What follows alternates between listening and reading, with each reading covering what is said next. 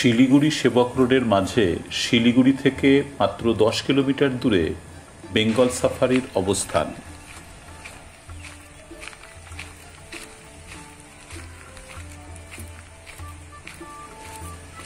প্রায় 300 হেক্টর বনাঞ্চলে সেন্ট্রাল জু অথরিটির গাইডলাইন মেনে এই সাফারি পার্কটি গড়ে তোলা হয়েছে।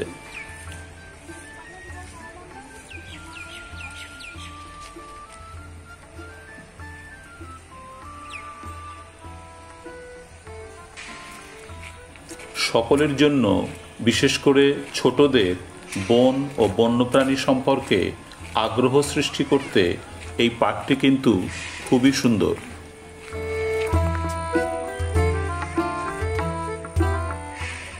পার্কটিতে তৃণভোজী প্রাণী সাফারি, এশিয়ার কালো ভালুক সাফারি, চিতাবাঘ এবং বাঘ সাফারির ব্যবস্থা আছে।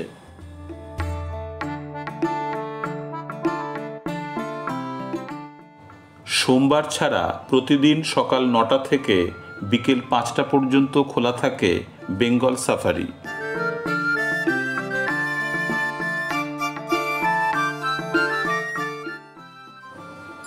পার্কের মধ্যে অন্যান্য আকর্ষণের মধ্যে আছে টয় ট্রেনে চেপে ঘুরে বেড়ানো, অ্যাডভেঞ্চার রাইডে অংশ নেওয়া এবং পায়ে হেঁটে ক্রোকোডাইল পার্ক বেড়ানো।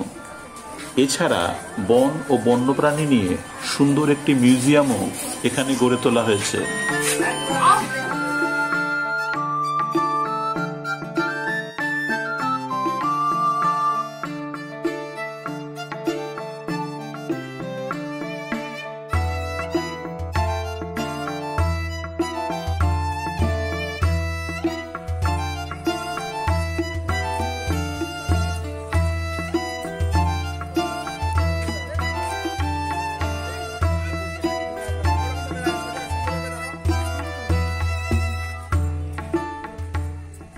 একটা সুন্দর প্রজাপতি উড়ে গেল। এই দেখ কত সুন্দর একটা প্রজাপতি।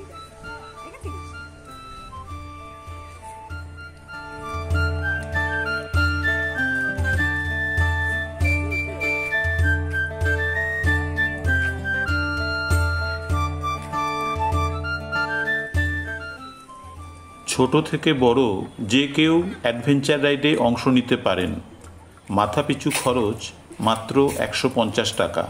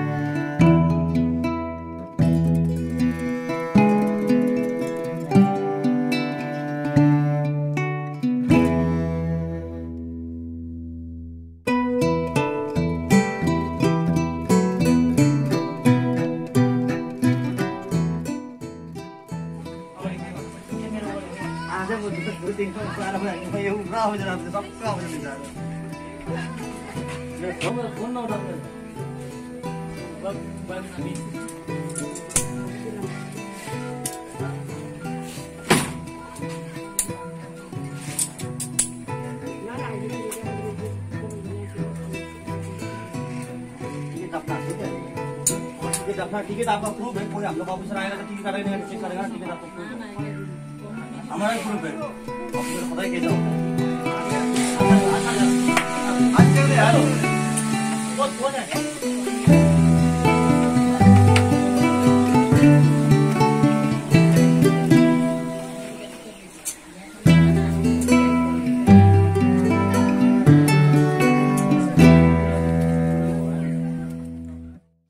জিপে বা হাতির পিঠে চেপে জঙ্গল বেড়ানোর ব্যবস্থা থাকলেও আমরা গিয়েছিলাম এই বাসে চেপেই।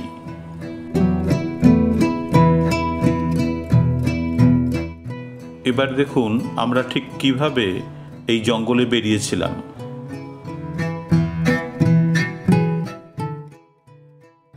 এবারে এদিকে তাকাও, দেখতে দেখতে যাবো আমরা। কি হলো? বুক করে কি নিয়ে বসে আছো? এখানে জল চাই তোমার? আয় পাহাড়ে উঠছি আমরা, দেখ। আহা কি মজা।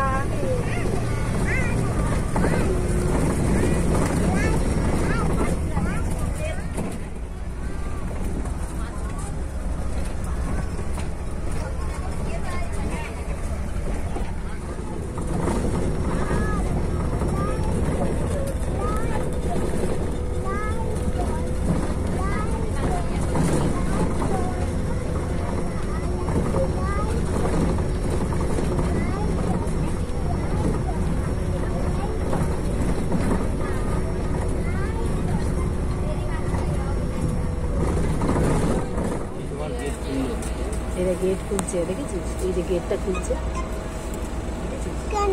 আমরা ঢুকবো তাই। স্পটেড ডিয়ার আছে, বুঝেছিস? অ্যাডাপ্ট করেছে এক দল। ওই তো ওই যে পেছনটা একটা গাড়ি দাঁড়ালো, পেছনে নিলে দেখতে ভালো হতো। ওই দিকে ওই এক দল ওখানে। পেছনে নাও না গাড়িটা, অনেকগুলো হরিণ। পেছনে নাও, বাই বাই। এ বি জায়গায় দাঁড়িয়েছে, প্রকৃতিকে দেখছে। বাবা চলি বাবা, হরিণের বাচ্চাগুলো দেখো গাছে ঝুলছে। হ্যাঁ, হরিণের বাচ্চা গাছে ঝুলছে, সব পানি সব জায়গা পাস না। হরিণের বাচ্চাগুলো গাছে ঝুলছে, ছোট ছোট করে দিয়েছে। ছোট ছোট শিং আছে হরিণগুলো, দেখতো। এটা ফুল ক্লোন, এটা শিং আছে। চলো ঠিক আছে, এইদিকে আরো আছে,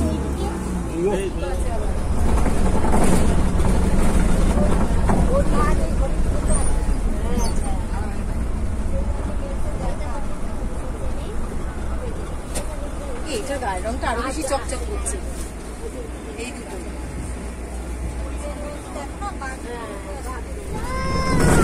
ভালো জল আছে।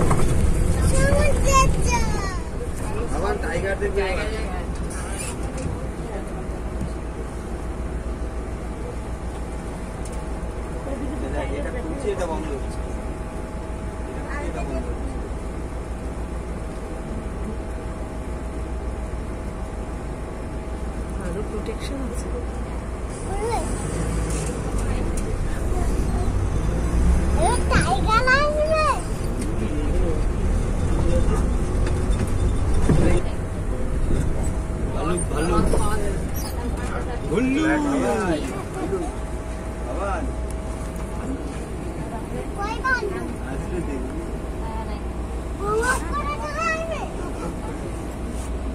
সৌমাল্য সেন এটাকে অ্যাডাপ্ট করেছে।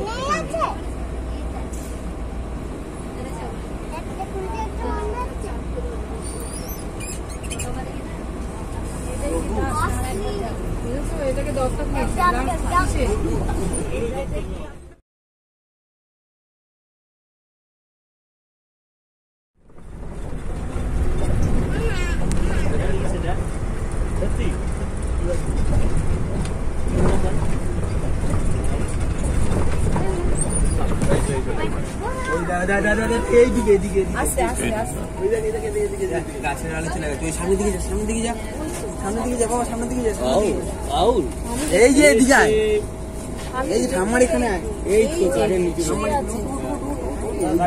এই যে শুয়ে আছে, এই যে গাছের গোড়ায় শুয়ে আছে, দেখেছিস পেটটা নড়ছে, এরকম করে বিশ্রাম করছে।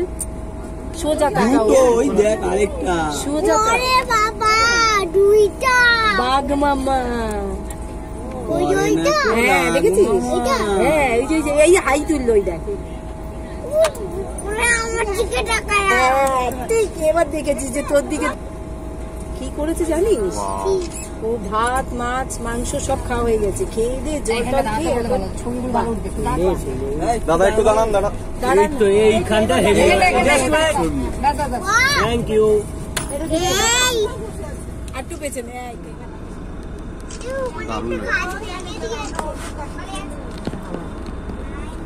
চলো। পেটনি পড়ে রয়েছে, খাসনি রে তোরা? খাবার খিদে পেলে ওই যে হরিণ ছাড়া আছে, এখানে হরিণ ছাড়া আছে, দেখে উঠছে উঠছে। ও মা, এই তো পোজ দিচ্ছে, এই তো ছানা তো দেখেছি, গাছ করছে সব বিড়ালের একদম বিড়ালের মতন না, বিড়াল কি বলে দেখছে মানা, দেখছে বাচ্চা আছে, বাচ্চা আছে। করিস না, বলবে এসে কিন্তু খাপ করে ধরে নেবে তোমাকে। ছবি আছে পকেটে নিয়ে করেছে দিয়েছে।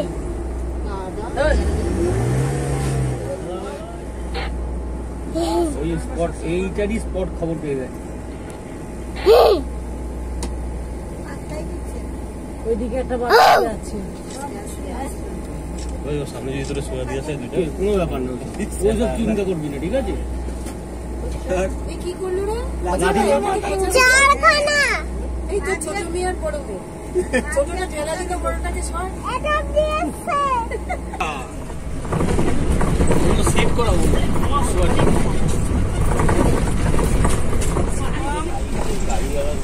অনেক টাকা। এক বছরের জন্য 13-2 2 লাখ টাকা বাকিদের কাছে বেশি। বাঘগুলো দেখো।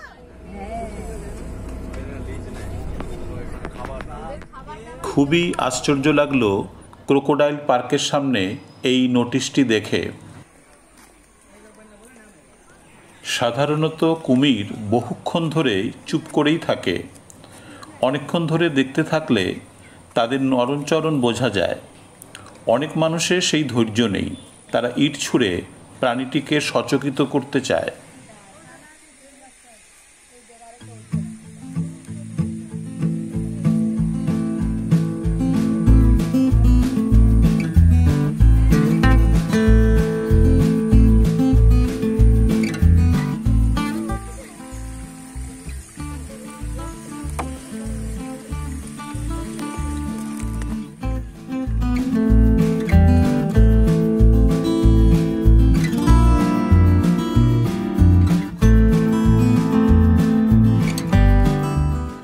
যে কোনো জায়গার মিউজিয়াম হলো সেই অঞ্চলের একটা সামগ্রিক চিত্র তুলে ধরার চেষ্টা। কাজেই ছোটদের নিয়ে বেড়াতে গেলে অবশ্যই প্রতিটি মিউজিয়াম ভালো করে খুঁটিয়ে খুঁটিয়ে দেখা উচিত।